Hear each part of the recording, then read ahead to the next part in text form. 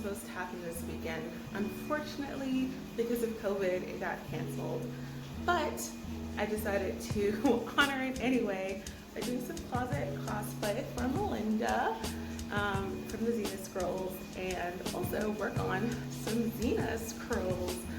So this was my kind of my project to distract myself that the con was not happening. So that's what this video is, me making the scrolls. So enjoy, and I'll see you guys soon. Bye. Okay, first thing we're gonna do is measure these babies just to make sure. So they're about 37, 36. Yeah. I'm gonna measure them first and then divide that by 3 and then cut it to that length. Okay, so we've come into literally an issue already just measuring. So 12 inches is going to be a little too short. 15 inches feels like a better length for me. So we're just gonna, I guess we're just gonna have, instead of what, 4 scrolls, we're just gonna have 3. We've already problem solved. So I'm gonna cut them to 15. So that's what we're gonna do. I'm gonna get this handsaw. Pray that I do not cut off a finger or any appendage from my cat, because he keeps jumping up on the table. Let's pray. Okay, so one down, the next one to go. I'm there.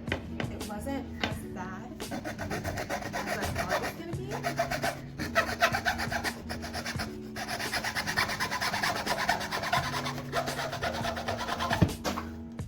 It just takes a little bit of muscle power, which I'm lacking on, honestly.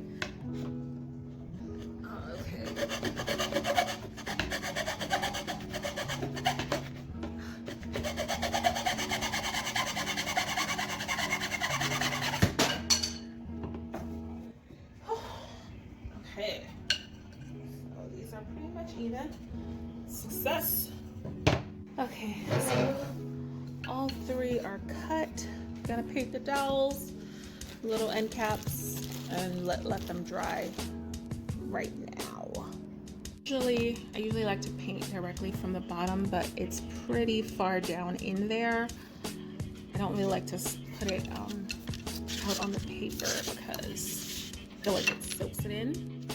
So I do have paint trays. I am too lazy to go and get them, so we're gonna fill a little bit out into the cap, then paint like that, because I am too tired to go and get.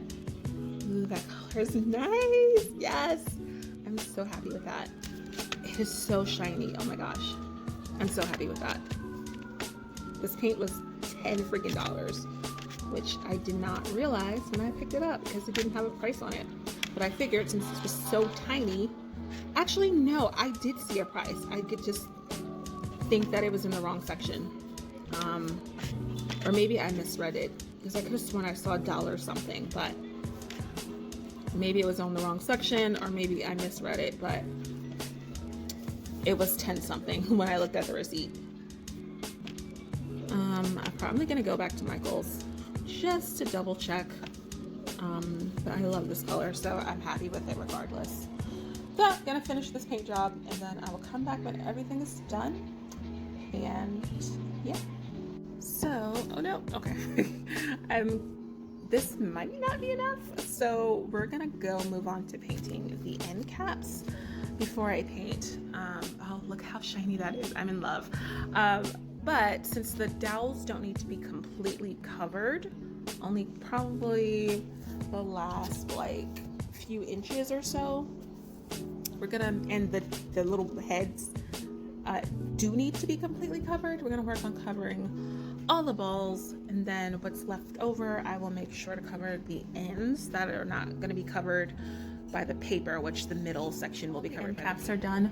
We're just gonna do one plain with the doll head, one plain with, what is this called? The doll pins and the peg people, or peg people.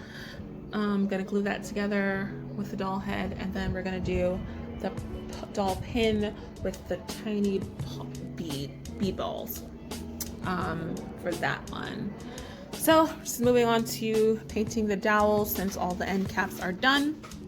And then, like I said, I'm just gonna let it dry. It's already dry. It dried really fast.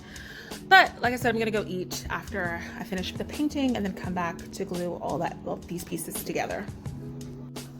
So I have the tea bags on, just a tiny bit of tea with 3 tea bags because I want it to be super concentrated. And then we're gonna get another tea bag and just put it in the cup and loose it up so that it can be even a darker color, so I can age the paper. And over here, I've started gluing the balls on, so just letting the gun heat up. It's already burnt my hand. That hurts super bad. It's gonna blister. I can already know. I really can tell. But yeah, so one is just gonna have the plain balls, like I said. And I didn't paint the middle because nobody's gonna see it. Saves me on the paint. And then I did one side is completed. Working on the next one now. So I'm gonna use these 3 pieces. Stick the ball on first, then I glue down this piece.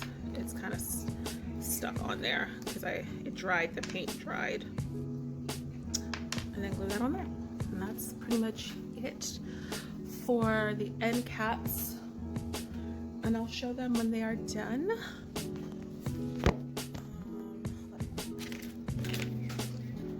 Stick just a dab of hot glue on.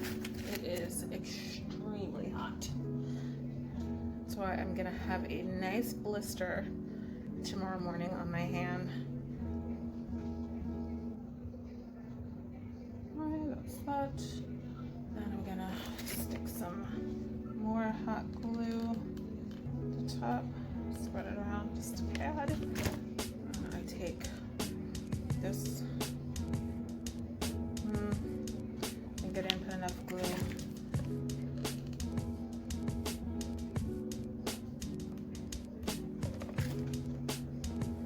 It's better with the flat piece out. And then more glue.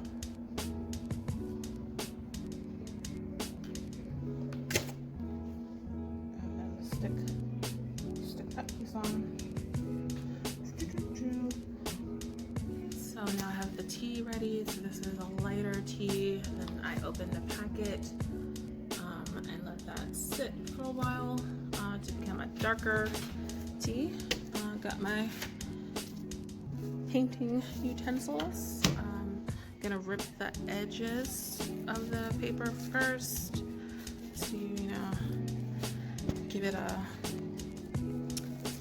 try and give it a more of a scrolly, older paper kind of feel.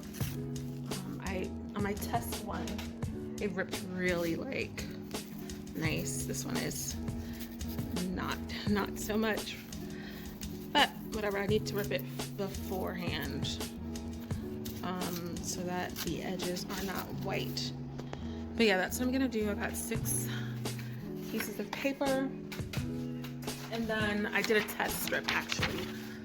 See, like I said, how the ends ripped, I don't know, the ends looked a little bit more frayed than this edge. See how that edge is kind of more neater than that edge?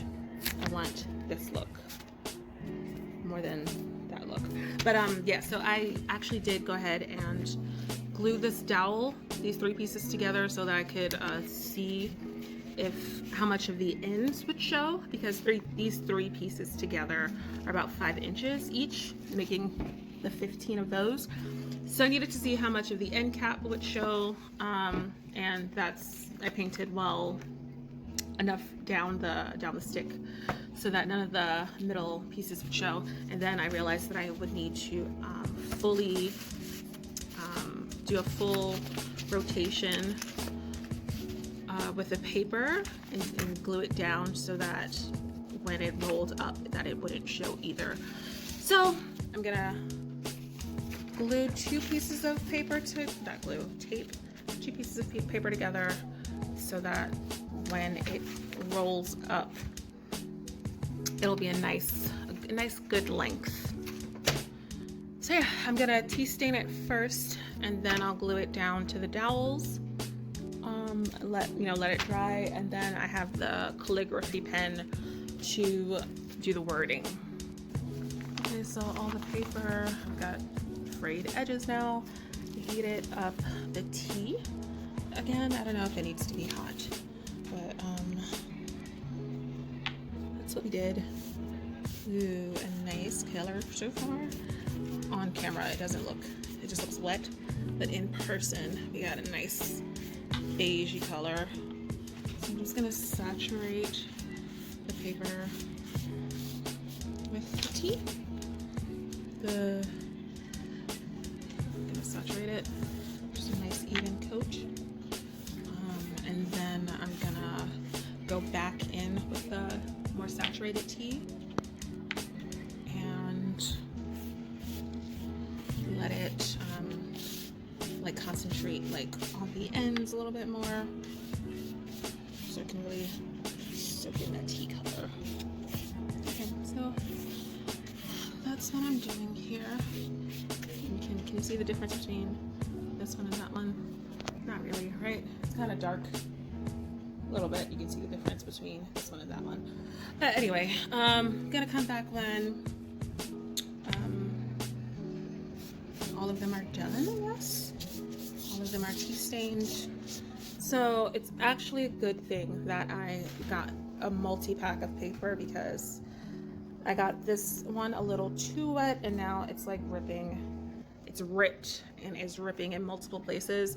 So if I had just got enough, like what I needed, then I would have been short and I had to have gone back again for more paper. So thankfully I have a multi-pack and I can make mistakes and still get what I need to get done. So just a learning lesson. I think that one got ruined because I wet both sides of the paper like at the same time instead of doing this, letting it dry a little bit and then going back and doing it on the other side. I do want a little bit of color on the other side. Now with the more concentrated version, with open tea bag, some of the particles are getting on the brush and I've only been using this brush so far. I might try the other sponge brush to see if it works a little bit better or differently. Yeah, some of it is getting on the paper, which I don't mind. I think it kind of looks more like a textured parchment, so I'm good with that. Okay, so this is what the tea stain is looking like. I feel like I should have used coffee. I think coffee would have gave me a richer color, but this is just the first stain. I have more to work with, so I'm gonna let this dry, hit the back side, and then probably come again with another coat on the side that's gonna have the writing. So I'm so impatient. Like, I want this paper to dry, so I put out a little hand fan that I'm gonna use to just give it an extra little boost. There's no air blowing tonight, which is so annoying. And funny story about this fan, me and my mom went to the Bahamas for her 50th birthday, and I got little trinkets for my brothers and sisters, and this fan I've been trying to give to my sister for the last year and a half. So, and she was here like yesterday. She lives in Jersey, and she was here yesterday, and I totally forgot about it. And every time she comes over, I'm like, remind me. She never remembers, I never remember, and now it's mine. Ugh, I can't fan with that hand. You see that blister that's forming from this use of the glue gun? Friends, mind yourself with glue guns, okay? They are not to be foiled with. Okay, so paper is dry. It is looking darker than it's coming out on camera. But for now, we're gonna just stick these bad boys on the stick part of the scroll, and the heat gun is heating up again. Here it is glued on. Had to use some tape in the center and it ripped right here. To use some more tape, but overall I am happy. Definitely love the color of the paint and how the end caps look. And now I'm going to cut some cord to just wrap it up, and then that will be it.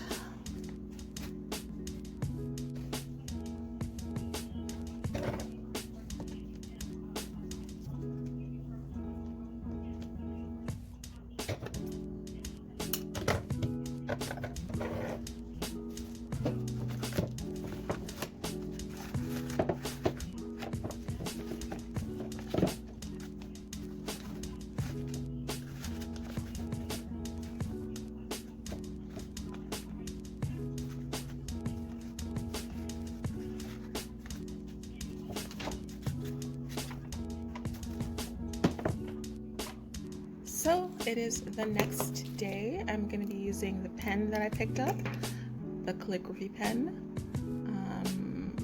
And honestly, I did some tests yesterday.